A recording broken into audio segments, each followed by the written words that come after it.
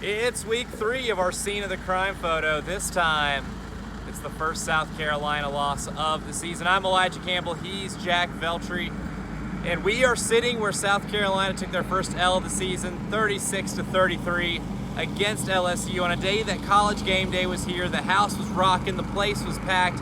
It was an elite SEC atmosphere, and the game really lived up to the billing, Jack Veltri. We'll go ahead and start with the atmosphere, the College Game Day environment.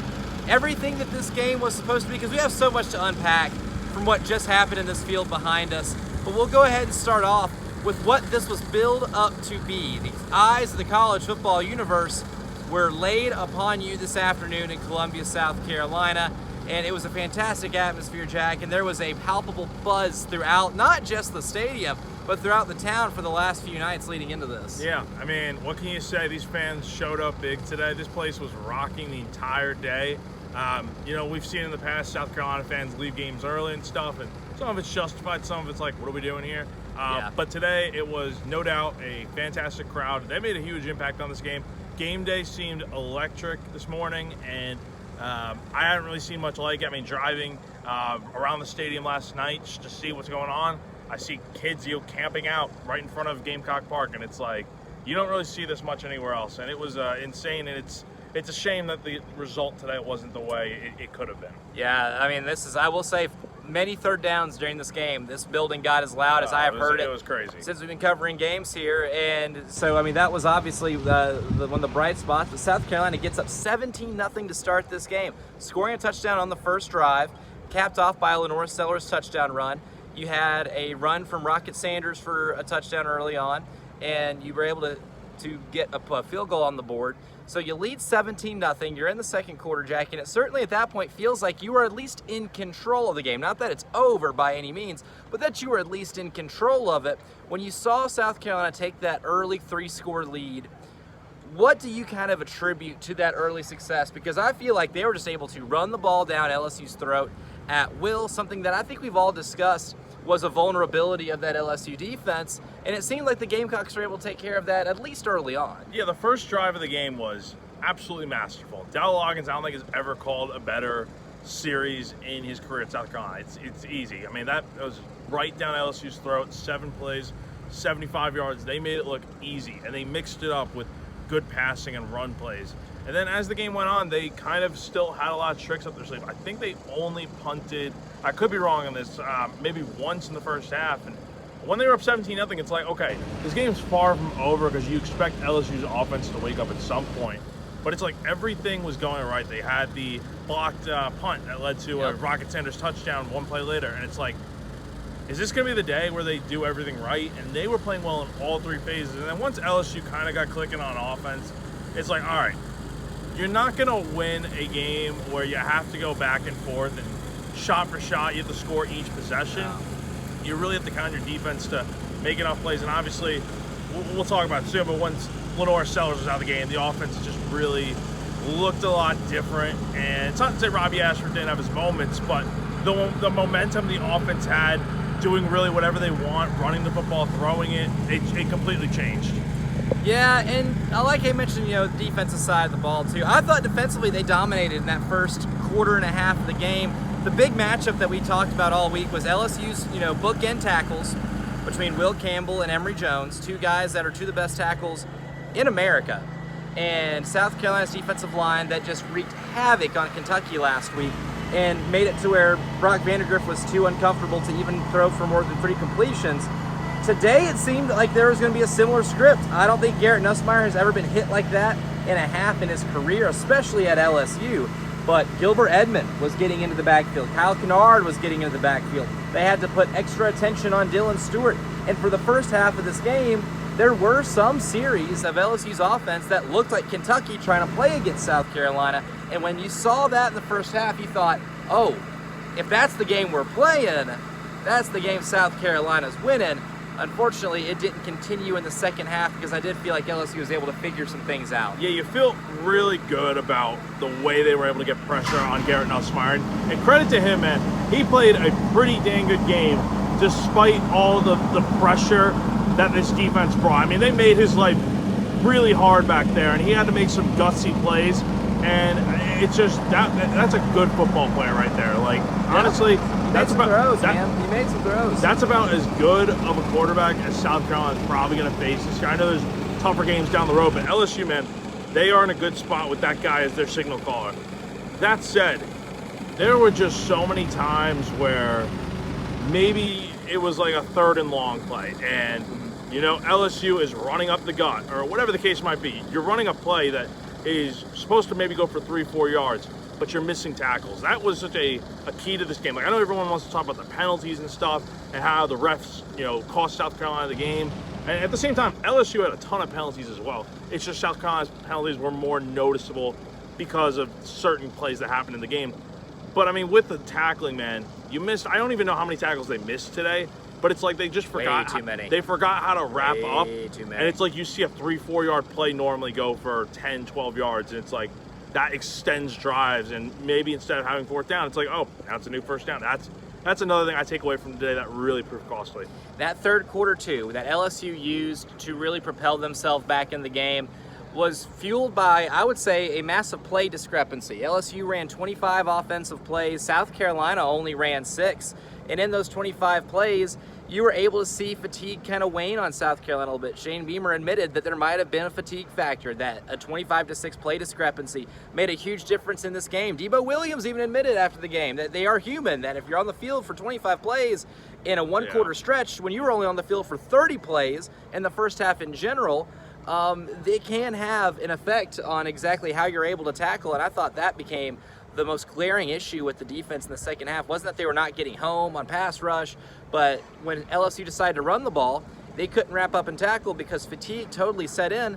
But then you get into the 4th quarter, you're still in a position to win the game, but a second pick 6 that got called back ultimately proved costly. I mean, Nick Emenwari picks off a pass in this end zone back here, takes it to the house, to this end zone back here. Brutal. And it's called back because Kyle Kennard goes full WWE on Garrett Nussmeier away from the ball. And it was a personal foul that was called, and play comes back. You don't get any points out of it. And that touchdown would have essentially, for all intents and purposes, ended the game right here and there, given its junction in the 4th quarter. Given the amount of points you'd be up by, it would have been a 2-score game late in the game, when your defense was settling back in after that tough 3rd quarter. And here's the problem. I'll kind of break it down for what you talked about here. Here's the problem I have with the defense and them getting worn out. I don't really blame it on them. I blame it more so on the fact that you're calling with that offense and Robbie Ashford being in at quarterback. I feel like you really held back some punches in that 3rd quarter. Yeah, I know you didn't have a ton of plays, and honestly in the 4th quarter too. You waited until the end, I feel like, to start really throwing the ball a little more when the opportunity presented itself. I feel like Robbie Ashford... When they had to. When they finally had to. Yeah, I think it shows that, and I don't know if this is the case or not, it just felt like they had a little less confidence in Robbie throwing the ball, maybe compared to if Lenore Sellers was in the game. That said, I think how quickly South Carolina was on the field offensively, and they'd go 3 and out because they run 3 straight run plays, I feel like that put more stress on the defense to be out on the field longer, and that's why you saw in that 3rd quarter they're out there forever. And I don't blame them. They got tired. It's human. It's normal, and you really can't blame it on the defense. Like, I know you're going to see 39 points on the scoreboard, but man, they did their job today. Like, you really can't complain. And then with the penalty on Kennard, that's just bad football. You be smarter than that. Nussmeier was not even in on the play. Not even close. It's like Nicky Iwari is running down the sideline, and you got Kyle Kennard, who's been a great asset for this team, a leader, an older guy, making such a ill-advised, silly mistake that really, like we said, South Carolina probably wins this game if they don't have that penalty there. And look, I know the penalties in general killed this team. Definitely. But like, if you have 12 penalties and you don't have that one right there, you might win this game. It's insane. You win the game with 12 penalties. If you have 12 instead of 13, that one right there, I feel like really is what ultimately did you in. But we'll go ahead and touch on the quarterback situation before we sign off here. And of course, you had a chance with a field goal at the tail end of the game that would have tied it and sent it to overtime. But It was wide left, wide left. It looked like it almost was a little short. Wide left. So it didn't really matter. But Lenora Sellers gets hurt late in the first half. He comes back for only a series in the second half. They deem that he can't go. They deemed after the game that Shane Beamer said that, they believed Robbie was going to give him the best chance to win because he still was able to be mobile. Lenoris wasn't able to be mobile, still able to throw the ball, but not to be as mobile as he was. And Lenoris broke out a 75-yard touchdown run earlier that really proved how valuable his mobility is to his playmaking ability at quarterback. But when we go back and look at evaluate these two quarterbacks right now, it really seemed like the offense did take a little bit of a dip when Robbie came in. Now, granted, they were able to score a touchdown on a big Rocket Sanders touchdown run. Robbie was able to run the ball a little bit and be able to get close to the chains, but Lenoris really, I thought, elevated his game today and was on pace to play his best game as a starter in week 3 against a really good LSU team. Before he unfortunately got hurt, he was on pace to get over 100 yards and throw for about 150 to 200. Yeah, it's really unfortunate, man, because he had such a good game in that first half. Like, that first drive of the game, like I said earlier, he was slinging the ball wherever he wanted to, and he was precise and accurate. And it really felt like things carried over well. And then the response he had after LSU cut it to a one-score game, and he goes out there first play, 75-yard touchdown run. I mean, I have a feeling if he were in this entire game, no discredit to Robbie Ashford, I'll get into him in a second, but South Carolina, I don't think that the game is as close as it was despite LSU's best efforts. I think Lenoris, with the rhythm he was in, you're able to do so much more with a fully functioning quarterback like that. When he's limited in any sort of way, you see the glaring holes with this offense, and I mean, they made it work. They got 33 points on the board, and it's just like, it is what it is, but you feel a lot differently if you have a fully functioning quarterback like Sellers. There's a lot of what-ifs in this game. Certainly. Now yeah. with Robbie, though, he brought up a great point during the post-game presser, because one of the questions that was brought up, and I was probably going to ask this, was, the fact that you only threw the ball 4 times, and all those passes came in the fourth quarter. Obviously, penalties negated some of those plays he had, so it's not as bad as it looks, but the point is, he only had 4 passes in the second half. It felt like there was a reliance on the run game and maybe a little bit less confidence to throw the ball.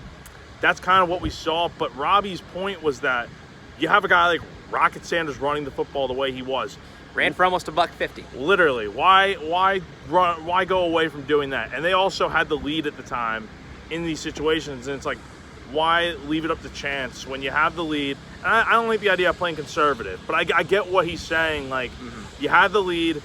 Why try to do anything stupid when you can just rely on your go-to back and let him cook? That's the thing. Especially when you're moving the ball, and that's the one big thing I think we can take away from the South Carolina offense as a positive is that you ran the ball up and down this field. And yes, LSU's run defense is suspect. Yes, Nicholls State ran for $150 on them. But you looked at the scouting report, you looked at the game plan, you saw the one thing that you're going to be able to do against them, and you were able to do it, and it got you in this game. But at the end of the day, final score, LSU 36, South Carolina 33, and this place now kind of smells like, Little Caesars pizza boxes, a little bit of regret, a little bit of disappointment, and a lost opportunity, because you really did let one slip through your fingers, which would have been a chance to go into Akron 3-0. It would have gotten you into, assuming you win in the Akron game, to go into the Ole Miss game 4-0 and really propel you to a start to your season that you certainly didn't expect anybody, even the most optimistic Gamecock fan, wouldn't have expected. But instead, you let a game in which you're the better team for 3/4 of it go to waste because of 13 turnovers, including 2 pick sixes called back on totally avoidable plays. And you created your own bad luck tonight. You created your own bad luck against LSU, and when you do that against a team like LSU, they're good enough to make you pay for it. So again, final score, LSU 36, South Carolina 33. We'll be taking all of your reaction Monday through Friday, starting with Bill, Preston, Jen on the early game, 6 a.m. on Monday, leading all the way up to myself and Jay Phillips from 3 to 6 on the post-game show. We have so much more to get into, so much that we can't even cram into this small video right here, because this is one of the wilder games of the college football season so far, and it's going to be one that we're going to look back on one day and really look back at how close South Carolina was to getting a massive win when they were at the center stage of the college football universe. Again, I'm Elijah Campbell from the Postgame Show. This has been Jack Veltri. We'll see you again at this very spot next week when South Carolina takes on Akron. We'll see if they can put this loss behind them and move on forward with what can still be a very interesting and promising 2024 season.